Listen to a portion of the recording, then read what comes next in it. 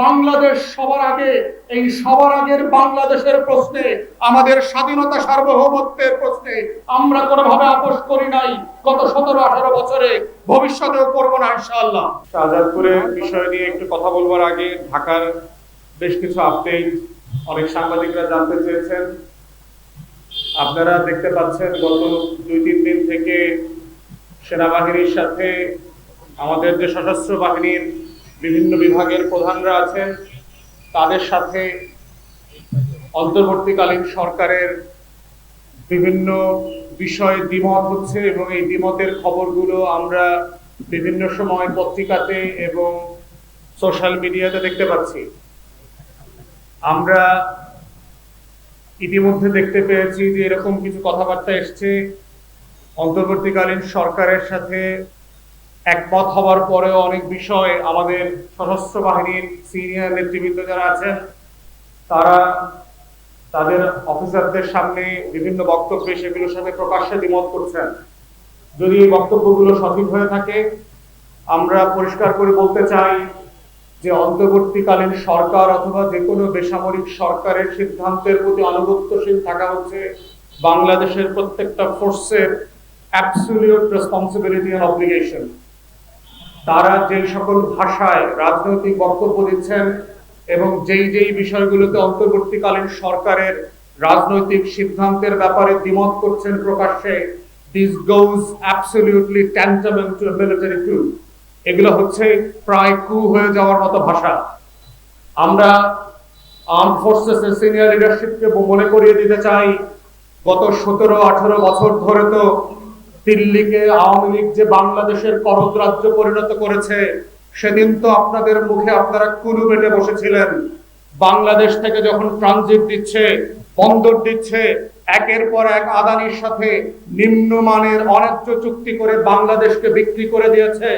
আপনাদের মিলিটারি অফিসাররা দিল্লিতে গিয়ে ঘোড়া উপহার নিয়ে এসে বাংলাদেশকে বিক্রি করে দিচ্ছিল। সেই দিন তো আপনাদের মুখে কোনো কথা শুনি নাই।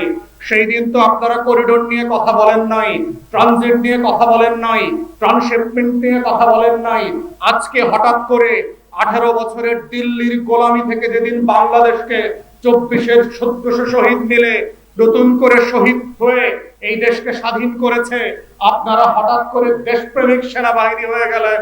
আপনাদের লজ্জা লাগলো না? 16, 17, 18 বছর ধরে আওয়ামী দিল্লির গোলামি করে বাংলাদেশের লেন্দুক দর্জি আর মির্জাফরের রোল প্লে করেছেন।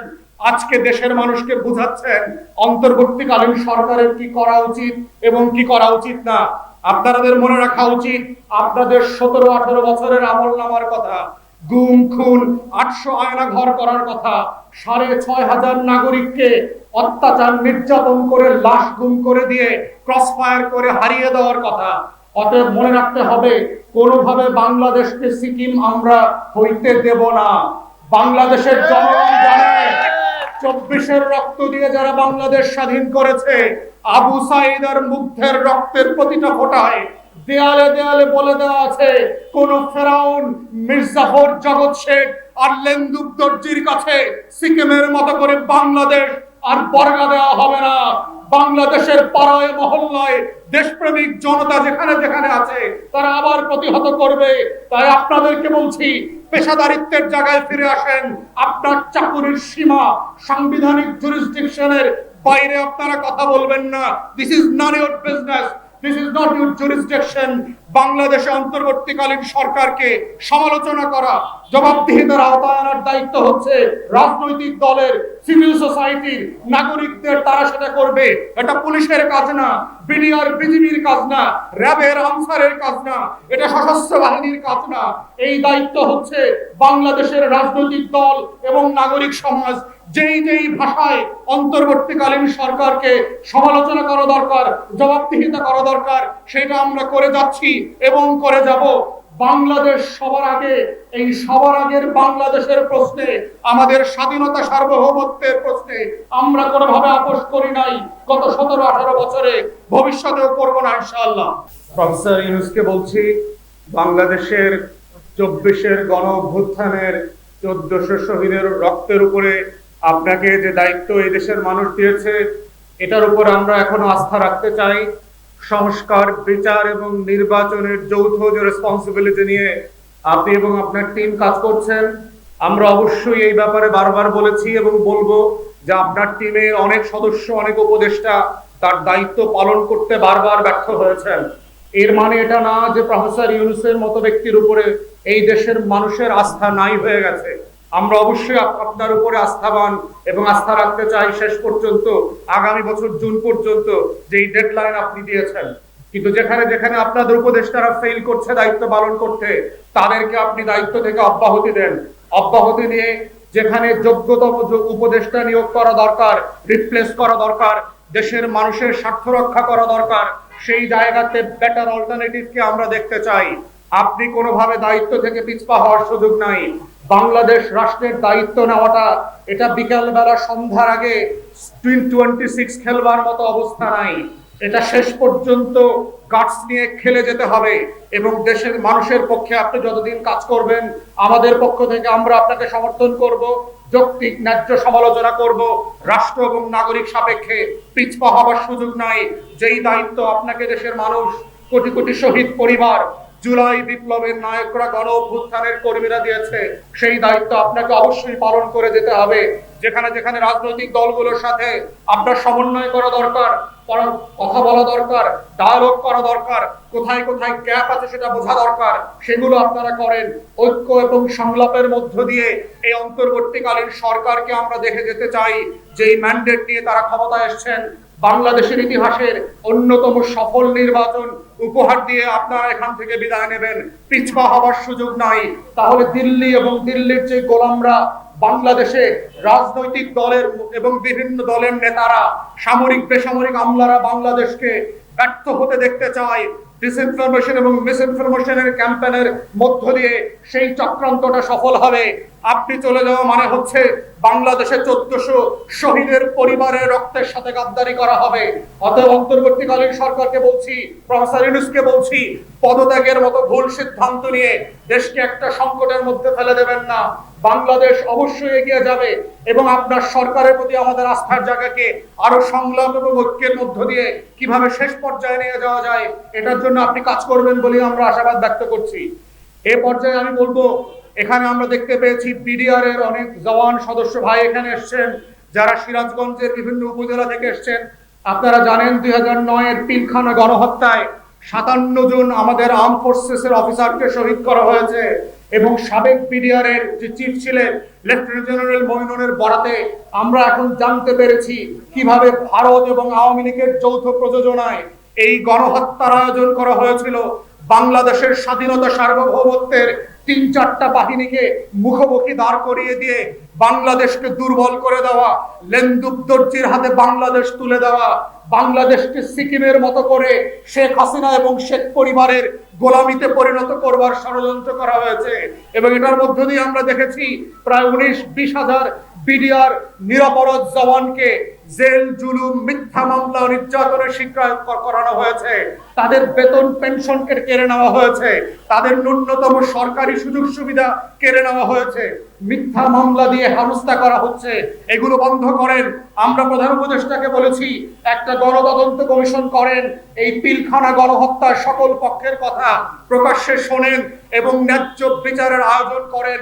এইটা বাংলাদেশের স্বাধীনতা এবং সার্বভৌমত্বের প্রশ্ন। বাংলাদেশের এখন যে এখানে দাঁড়িয়ে আজকে আপনাদের সামনে কথা বলছি, এটা আমাদের অনেক ঐতিহ্যবাহী জায়গা। যারা মোগল এম্পায়ারের সময় থেকে আমরা বাংলার ইতিহাস পড়েছি, সেই 1600, 1700, 1800 শতাব্দীতে বাংলা ছিল পৃথিবীর সবচেয়ে ধনী Province. Bengal has been the largest and richest GDP of the world at time. পৃথিবীর 17 থেকে 18% পণ্য উৎপাদন করত এই বাংলা এবং সেই বাংলার অন্যতম কারিগর এবং রূপকাররা ছিল হচ্ছে আমাদের যারা এই অঞ্চলের পূর্বপুরুষ, যারা মুসলিম বানাতেন, যারা তাদের কথা রূপকথার গল্পের মতো এসেছে যে একটা ম্যাচ বক্সে নাকি একটা সাপড় আটানো যেত, একটা শুয়ের ফুটা দিয়ে নাকি একটা কাপড় বের করে নেওয়া যেত। সেই ধরনের ঐতিহ্যবাহী একটা জায়গার নাম হচ্ছে আপনাদের সিরাজগঞ্জের শাহজাদপুর এবং চারপাশের উপজেলাগুলো। আমরা আজকে 2025 সালে বলছি এবি পার্টির রাজনীতি হচ্ছে আমার ইতিহাস, আমার ঐতিহ্য, আমার হাজার বছরের জীবন এবং সংস্কৃতিকে ফিরায় নিয়ে এসে এখানকার তাঁত শিল্পকে বিশ্বমানের করা, জাতির থেকে শুরু করে আন্তর্জাতিক জায়গাতে এটাকে ছড়িয়ে দেওয়া, এখানকার ৫ লক্ষ তাঁতিকে বাংলাদেশের পেশাদারিত্বের জায়গায় কিভাবে নিয়ে যাওয়া যায়, কিভাবে ক্ষুদ্র সুদবিহীন ঋণ দিয়ে, কৃষি ঋণের মতো, শিল্প ঋণের মতো ন্যায্যতার ভিত্তিতে ঋণ দিয়ে এই শিল্পকে বাঁচিয়ে রাখা যায়, এটা হচ্ছে আমাদের আগামী দিনের রাজনীতি।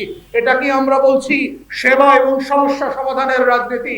ইতিপূর্বে আমরা দেখেছি যে এই তাঁত শিল্পে ঋণ দেবার নাম করে শত শত হাজার হাজার কোটি টাকা লুটপাট প্রকল্প করা হয়েছে। তাঁত বোর্ডের নামে যমুনার চরে গিয়ে জমি বরাদ্দ দিয়ে লুটপাটের আখের গুছানো হয়েছে, কিন্তু আমার গরিব তাঁতির জীবন পরিবর্তন হয় নাই। কিন্তু এই তাঁত শিল্পকে যদি আমরা পেশাদারিত্বের ভিত্তিতে নিয়ে আসি, আমাদের গার্মেন্টস শিল্পে আপনারা জানেন যে ব্যাকওয়ার্ড লিঙ্কেজে যে কাপড়টা বাহির থেকে বিদেশ থেকে কিনে এনে কাপড় বানাতে হয়, এটা যদি বাংলাদেশ নীতিমালা করে দেয় যে প্রত্যেক গার্মেন্টস শিল্প মালিককে এই কাপড়টা তাঁতির কাছ থেকে কিনতে হবে, সিরাজগঞ্জের বেলকুচি সাজাদপুর থেকে কিনতে হবে, এটার মধ্য দিয়ে কিন্তু আমার তাঁত শিল্প বিশ্বমানের হবে। এটার মাধ্যম দিয়ে আমার তাঁত শিল্পের আকার প্রকার বাড়বে, তার আয় উপার্জন বাড়বে, লক্ষ লক্ষ বেকার যুবকের চাকুরি এবং কর্মসংস্থানের ব্যবস্থা হবে।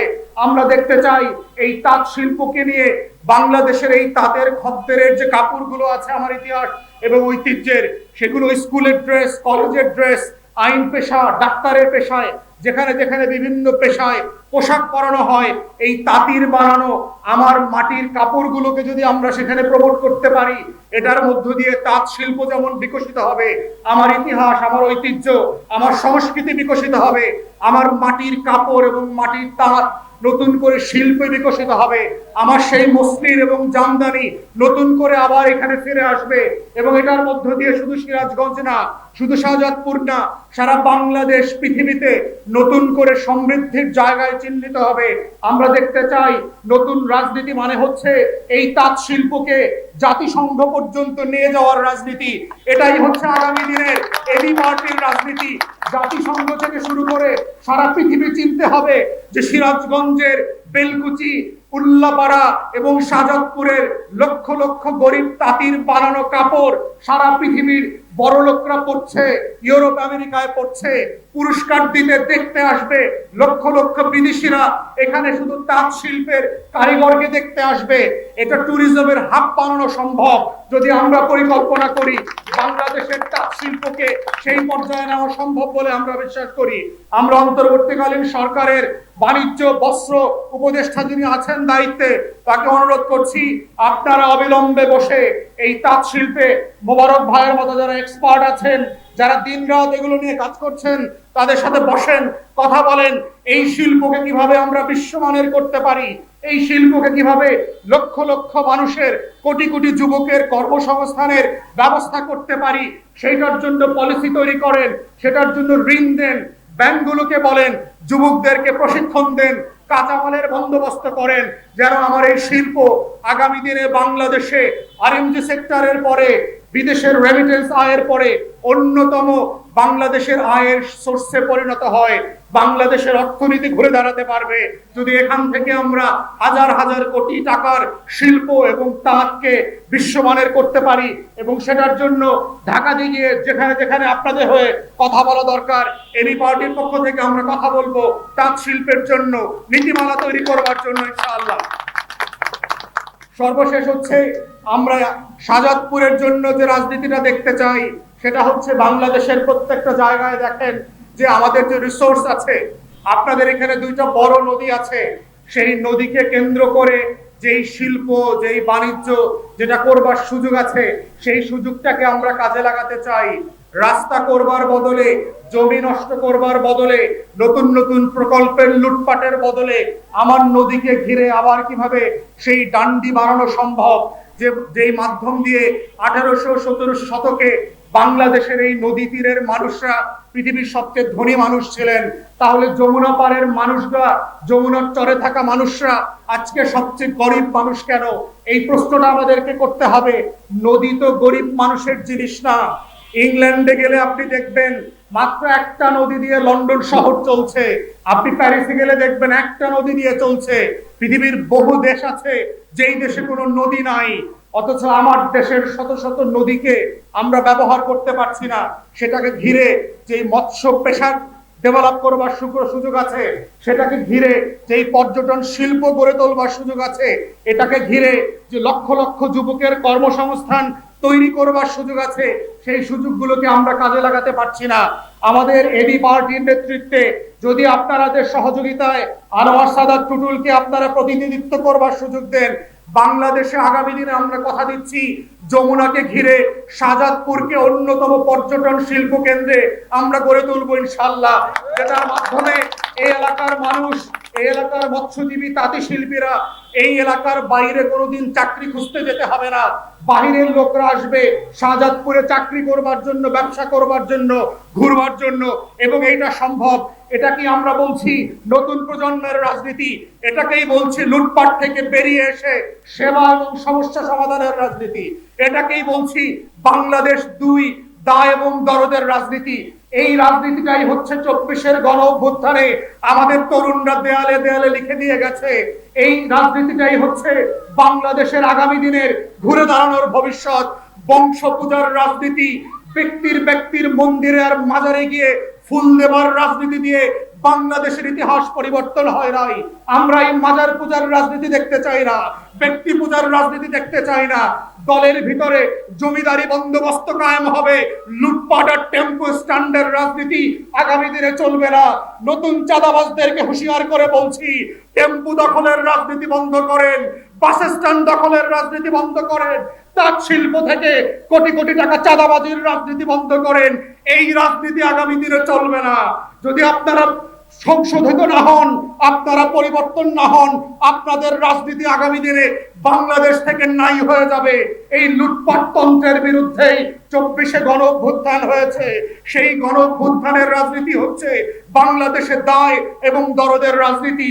এবি পার্টির নেতৃত্বে আগামী দিনে আমরা ইনশাআল্লাহ আপনাদের সবাইকে নিয়ে সারা বাংলাদেশে, শুধু শাহজাদপুরে না, সেই বাংলাদেশ দুই তৈরি করবার যে রাজনীতি, দায় দরদের রাজনীতি, ভাগ্য বদলের রাজনীতি, তাঁত শিল্পকে বিশ্বমানের করবার রাজনীতি, যমুনাকে ঘিরে লাখ লাখ মানুষের পর্যটন শিল্পের রাজনীতি, এই রাজনীতি করব এবং লক্ষ লক্ষ যুবকের কর্মসংস্থান তৈরি করবার যে রাজনীতি, এই রাজনীতিতে আপনাদেরকে পাশে থাকার আহ্বান জানিয়ে আমার বক্তব্য এখানে শেষ করছি।